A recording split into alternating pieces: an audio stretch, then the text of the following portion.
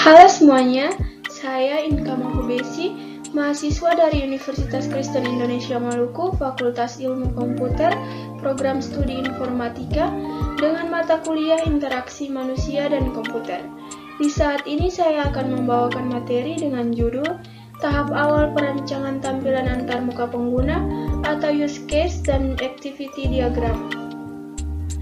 Ada 5 poin yang akan saya bahas di sini. Yang pertama, riset pengguna.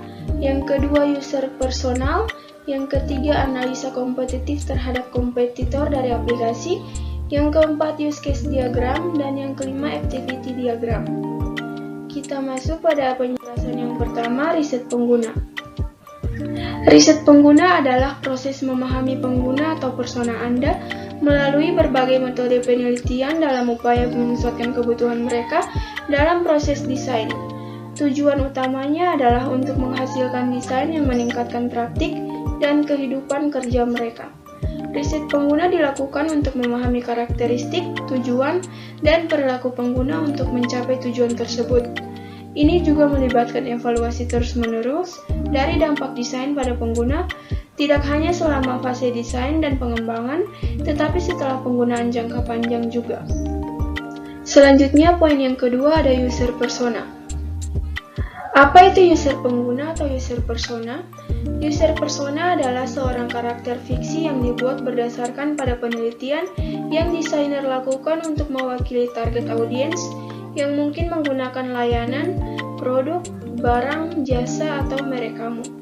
Nah, karakter ini tidak sembarang diciptakan, tetapi ia juga mewakili seorang user ideal. Oleh karena itu, kita harus tahu dulu untuk siapa produk kita dibuat. Kemudian di sini ada contoh dari user persona yang telah saya buat. Di sini saya menggunakan 3 komponen. Yang pertama ada background, yang kedua ada goals, dan yang ketiga ada pain points.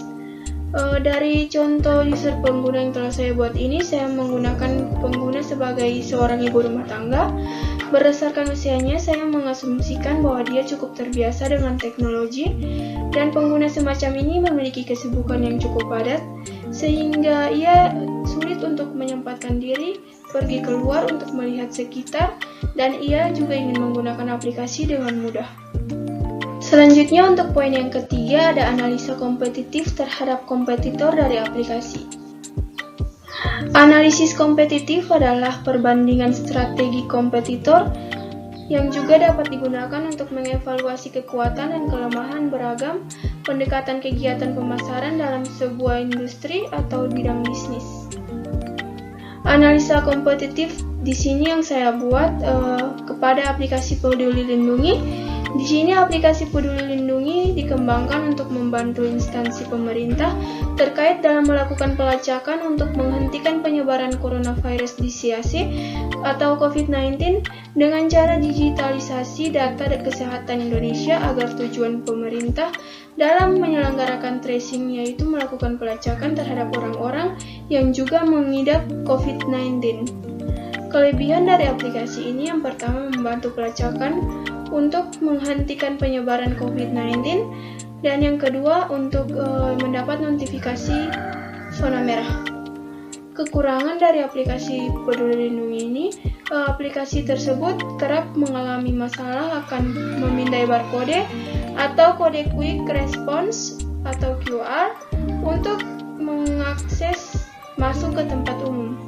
Beberapa pengguna juga merasakan kesulitan untuk masuk atau login ke dalam aplikasi. Selanjutnya ada poin yang keempat, use case diagram.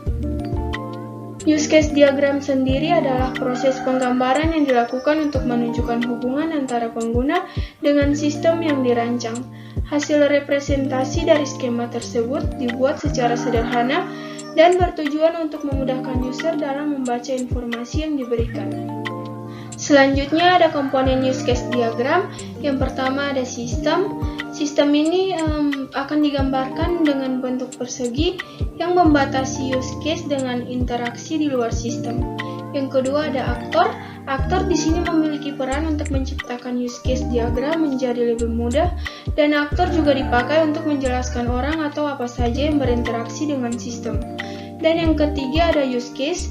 Use case merupakan gambaran fungsional dalam sebuah sistem sehingga konsumen maupun yang membuat akan saling mengerti mengenai fungsi yang telah dibuat. Kemudian ada contoh dari use case diagram yang telah saya buat. Di sini dalam contoh kasus tersebut terdapat beberapa insight atau informasi yang bisa dianalisa. Untuk yang pertama, tenaga kependidikan dapat melihat laporan hasil absensi. Yang kedua, tenaga kependidikan dapat mengelola data guru. Dan yang ketiga, tenaga kependidikan dapat mengelola data murid. Yang keempat, tenaga kependidikan dapat mencetak hasil laporan. Yang kelima, tenaga kependidikan dapat mengelola data pengguna. Yang keenam, guru pendidik dapat mengabsen siswa. Yang ketujuh, guru pendidik mampu mengelola data siswa. Yang kedelapan, guru pendidik dapat mengelola data kelas. Dan semua aktivitas di sini harus melalui menu login.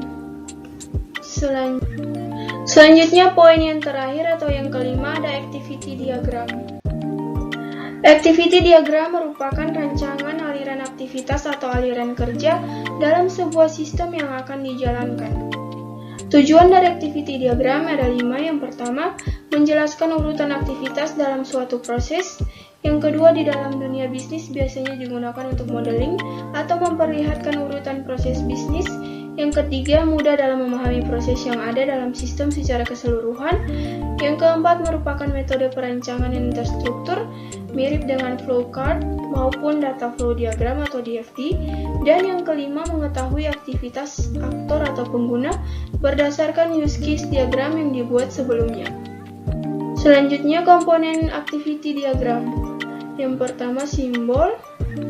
Namanya status awal. Simbol yang pertama ini digunakan untuk sebuah diagram aktivitas yang memiliki sebuah status awal. Untuk yang kedua, ada aktivitas. Aktivitas yang dilakukan di sistem ini biasanya diawali dengan kata kerja. Yang ketiga, ada percabangan atau decision. Merupakan percabangan di mana ada pilihan aktivitas yang lebih dari satu. Yang keempat, ada penggabungan atau join. Yang penggabungan ini merupakan lebih dari satu aktivitas yang digabungkan menjadi satu. Yang kelima, ada status akhir. Di sini sebagai sebuah diagram aktivitas yang memiliki sebuah status yang akan berakhir. Dan yang keenam, ada swimlane. Swimlane ini untuk memisahkan organisasi bisnis yang bertanggung jawab terhadap aktivitas yang terjadi. Kemudian di sini ada contoh activity diagram atau aktivitas diagram yang telah saya buat. Di sini ada pengguna dan sistem. Pengguna di sini merupakan siswa dan guru, dan sistem yang dipakai adalah sistem e-learning atau sistem pembelajaran. Di sini status awal siswa dan guru atau pengguna ini akan masuk ke aplikasi dan sistem akan menampilkan tampilan form login. Tampilan form login di sini merupakan siswa dan guru akan diminta untuk memasukkan password dan username. Kemudian setelah username dan password dimasukkan, di sini terjadi percabangan. Jika username dan password yang dimasukkan ini benar, maka sistem akan memunculkan tampilan menu utama dan akan langsung ke status akhir. Kemudian jika password dan username dimasukkan ini salah, maka sistem akan kembali ke tampilan form login dan pengguna diminta untuk memasukkan password dan username sehingga password dan username itu benar. Baru kemudian sistem akan menampilkan tampilan menu utama dan status akhir. Demikian materi yang telah saya bawakan. Sekian dan terima kasih.